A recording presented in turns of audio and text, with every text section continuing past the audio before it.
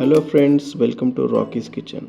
ఈరోజు మనం చాలా సింపుల్గా చాలా రుచిగా ఉండే క్యారెట్ కర్రీ ఎలా చేయాలో చూద్దాం.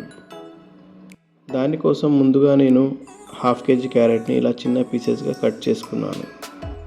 కుక్కర్లో 2 టేబుల్ స్పూన్స్ ఆయిల్ వేసుకున్న తర్వాత 1 టీ స్పూన్ ఆవాలు, 1 టీ స్పూన్ జీలకర్ర, ఒక పెద్ద ఉల్లిపాయ, 3 మిరపకాయలు ఇట్లా కట్ చేసుకొని ఇందులో వేసుకోండి.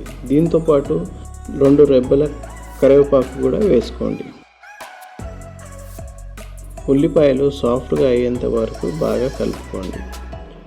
మంచిగా సాఫ్ట్గా అయిన తర్వాత దీంట్లోకి 1 టీ స్పూన్ అల్లం వెల్లిగడ్డ పేస్ట్ వేసుకోండి.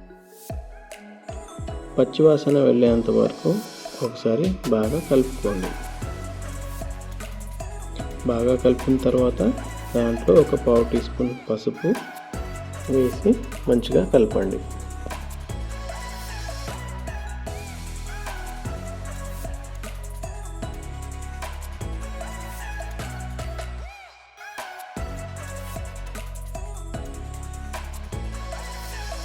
అందులోకి మనం ముందుగా కట్ చేసుకున్న క్యారెట్ని వేసుకుందాం.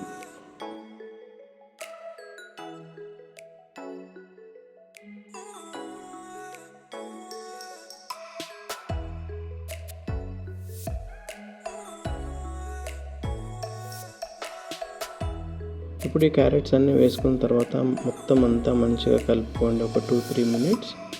సో క్యారెట్స్ కొంచెం సాఫ్ట్గా అయితే దాని తర్వాత దాంట్లో 1/2 teaspoon salt, 1/2 teaspoon ధనియాల పొడి వేసుకోండి.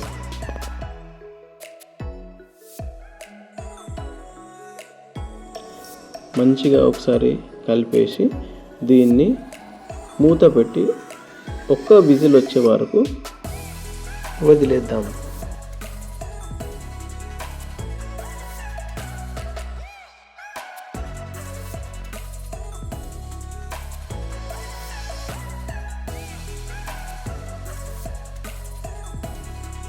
చూడండి, ఒక విజిల్ అయిపోయింది. ఇప్పుడు దీంట్లో ఉన్న ప్రెషర్ అంతా వెళ్ళిపోయాక మూత తీసి దీంట్లోకి మనం కొత్తిమీర వేసుకొని కలుపుకోవాలి.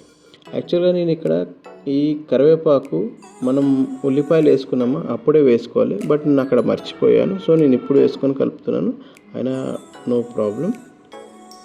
ఇప్పుడు దీంట్లోకి మనం కొత్తిమీర వేసుకొని బాగా కలుపుకుంటే అంతేనండి, మన సింపుల్ క్యారెట్ కర్రీ రెడీ. ఇది మనకి వైట్ రైస్ కానీ, చపాతీ కానీ, పుల్కా కానీ దేంట్లోకైనా చాలా బాగుంటుంది.